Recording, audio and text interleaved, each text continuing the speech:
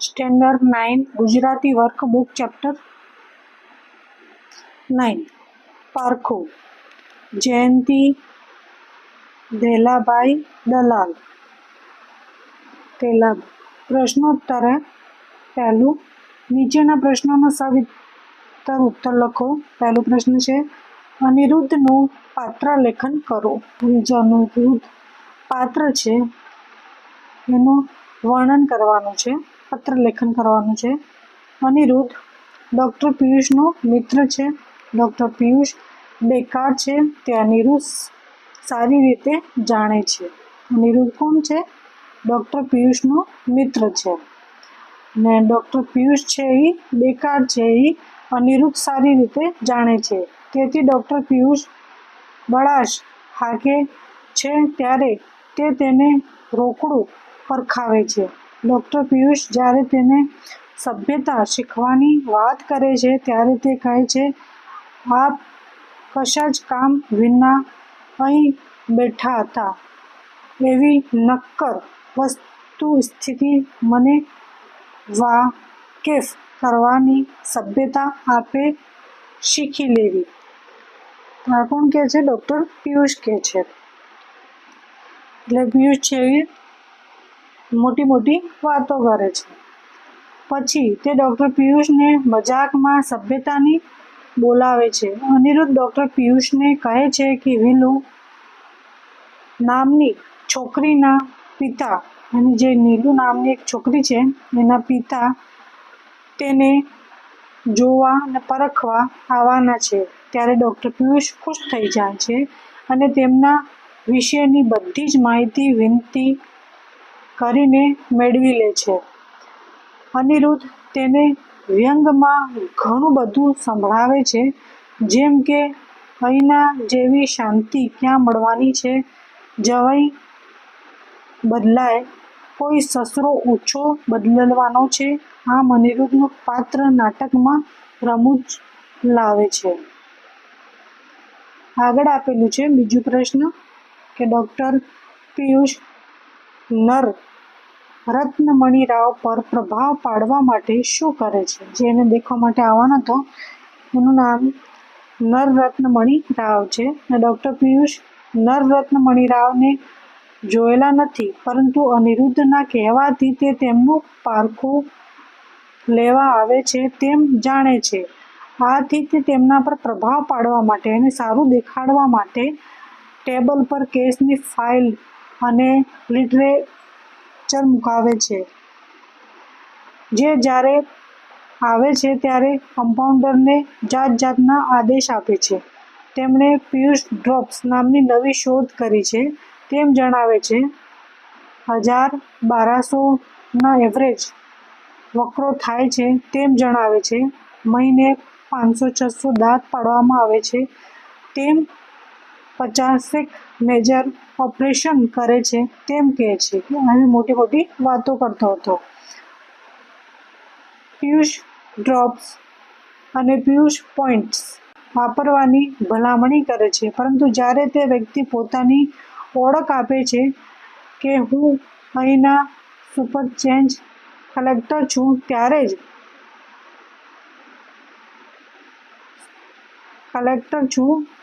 ત્યારે જ તેમને ખ્યાલ આવે છે કે તે નર રત્નમણી રાવ નહીં પરંતુ મનમોહન દાસ હતા.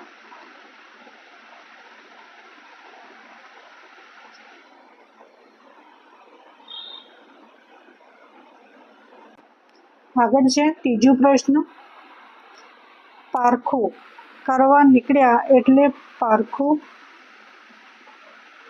થઈ ગયું. નર રત્નમણી રાવના આ વિધાનને વિગત સમજાવો.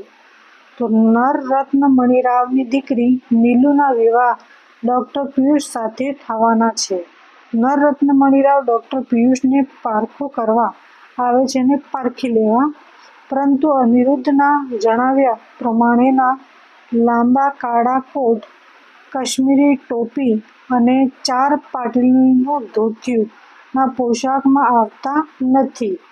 અને અનિરુદ્ધે એમ કીધું હતું કે કાળા કોટ પહેરીને આવશે અને 4 મીટર મતલબ જે છે એ ધોતિયું પહેરીને આવશે. તેને બદલે તે કોટ પાટલુનના પોશાકમાં આવે છે, તેથી ડૉક્ટર પિયુષ તેમને ઓળખતા નથી અને તેમના હરેક પ્રશ્નના ઉત્તર ઉદ્ધતાઈથી આપે છે. તેનાથી તેમના દવાખાનાની નક્કર હકીકત બહાર આવે છે કે દવાખાનાનું 4 માસનું ભાડું બાકી છે. પિયુષ પોઈન્ટ નામ તેમની નથી, લેન્સેટ પણ ભાડુથી છે, કેસ પર કમિશન છે વગેરે. ત્યાં બધું જાણી લે છે. નરરત્ન મણિરાવને ડૉક્ટર પિયુષ છેતરપિંડી કરે છે એમ લાગે છે ત્યારે તે ગુસ્સે થઈ તેમને હરામખોર કહે છે. આથી ડૉક્ટર પિયુષ તેમને તમાચો મારે છે. આમ નવરત્ન મણિરાવ જમાઈનું પારખું કરવા નીકળ્યા પણ તેમનું પારખું થઈ ગયું કે છતી આંખે તેમણે દીકરીને કૂવામાં નાખી છે. આગળ આપેલું છે બીજું પ્રશ્ન. નીચેના પ્રશ્નોના 2-3 વાક્યોમાં ઉત્તર લખો. પહેલું છે, અનિરુદ્ધ શા માટે ડૉક્ટર પિયુષને સસરાથી સાંભળવાનું કહે છે? તો ડૉક્ટર પિયુષના સસરા જરા વહેમી છે, વહેમ કરે છે, વળી પાછા જૂના જમાનાના છે. જો તે દવાખાનાના ભભકામાં ન અંજાયા તે વિવાહ ફોડ કરી નાખશે. આથી અનિરુદ્ધ ડૉક્ટર પિયુષને સસરાથી સાંભળવાનું કહે છે કે સસરો જે કહે એ સાંભળી લેજે. બીજો પ્રશ્ન છે, અનિરુદ્ધ ડૉક્ટર પિયુષને શા માટે પોતાનો ઉપકાર માનવા કહે છે? અનિરુદ્ધ ડૉક્ટર પિયુષને ડૉક્ટર પિયુષ રાયજી લખવાનું બોલવાનું નહીં તેમ જણાવે છે, તેથી તે ડૉક્ટર પિયુષને ઉપકાર માનવા કહે છે. આગળ આપેલું છે ત્રીજું પ્રશ્ન. અનિરુદ્ધના કહેવા પ્રમાણે નરરત્ન મણિરાવનું વ્યક્તિત્વ કેવું છે? તો અનિરુદ્ધના કહેવા પ્રમાણે નરરત્ન મણિરાવનું વ્યક્તિત્વ જુદું છે. ઘરમાં 3.5 ફૂટની છૂટી પાટલીની ધોતી પહેરે છે. જુવાનીની પહેનાવાનીનો ખ્યાલ આવે એવું એમને ખુલ્લું બદન છે અને ભગવાન ચાણક્ય જેવી એમની શિખા છે. આગળ આપેલું છે ચોથું પ્રશ્ન. નરરત્ન મણિરાવ બહાર કોઈને મળવા જતા હોય ત્યારે શું પહેરે છે? તો નરરત્ન મણિરાવ બહાર કોઈને મળવા જતા હોય ત્યારે તે લાંબો કોટ, કાળો કોટ અને 4 પાટલીનું ધોતિયું પહેરે છે. માથે કાશ્મીરી ટોપી પહેરે છે. આગળ આપેલું છે પાંચમો પ્રશ્ન.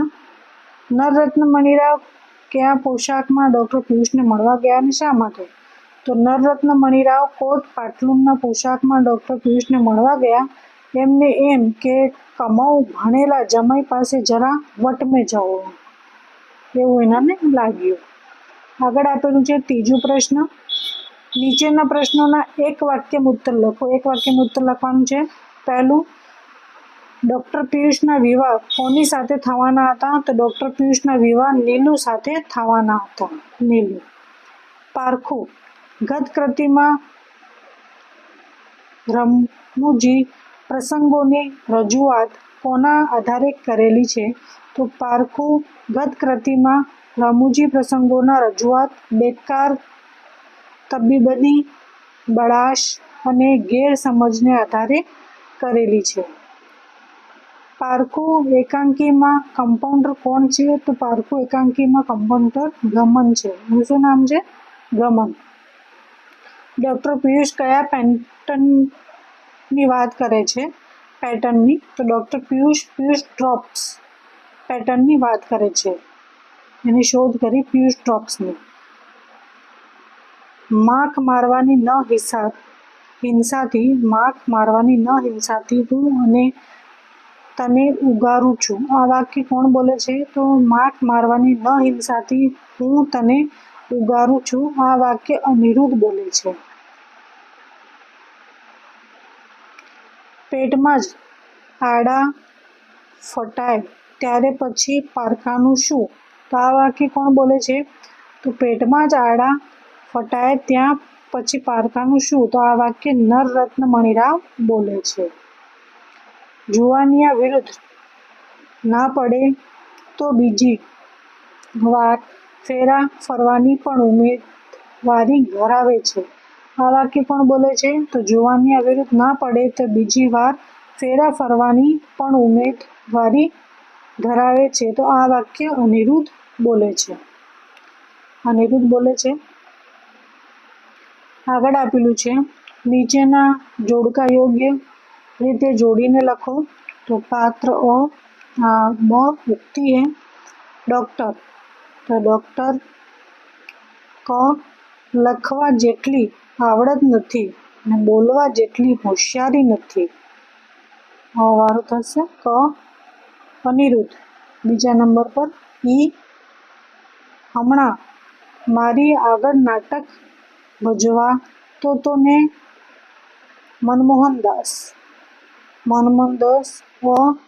કેમ વારું હું શું મારી છોકરી પણ અંગ્રેજી જાણે છે. કે હું શું મારી છોકરી પણ અંગ્રેજી જાણે છે. નવરત્ન મણિરામ.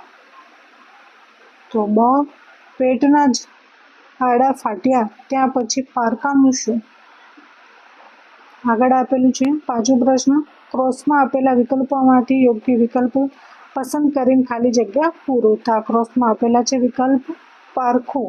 ગદ્ય કૃતિનો સાહિત્ય પ્રકાર એકાંકી છે. જયંતી દલાલ રચિત કૃતિ પારખું છે. પારખુંમાં મનમોહનદાસ સરચાર્જી કલેક્ટર પાત્ર છે. સરચાર્જી કલેક્ટરનું પાત્ર છે. મગન પારખુંનું પાત્ર નથી. ગગન હતું, મગન નથી.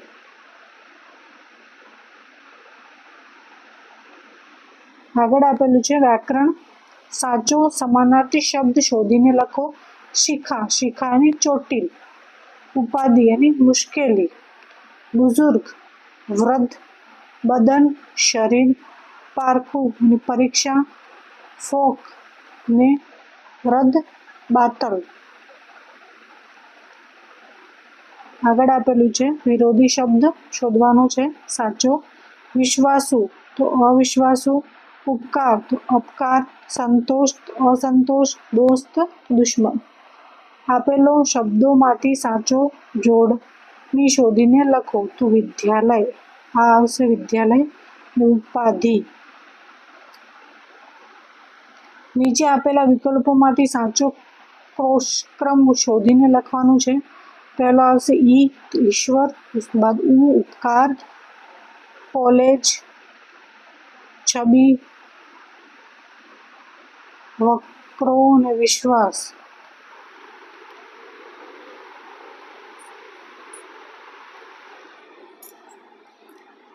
આગળ આપેલું છે લિંગ શબ્દો ઓળખાવો. તો પહેલું છે સ્ત્રીલિંગ. સ્ત્રીલિંગ થશે ટોપી. ટોપી છે સ્ત્રીલિંગ થશે. નપુંસકલિંગ જે હે ધોતિયું થશે. વચન બદલો. દાંત का दांत. ધોતિયું તો ધોતિયા. વચન એક વચન का बहुवचन કરવાનું છે. નીચે આપેલા વાક્યોમાંથી અનુંગ શોધો. અનુંગ શોધવાનું છે. ઓફિસે જવાનું ને તો ઓફિસે તો એ આવશે. હું અહીં ઓફિસમાં કામે જ આવ્યો છું તો માં આવશે. આઠમો પ્રશ્ન છે નીચે આપેલા વાક્યોમાંથી નામ યોગી શોધો.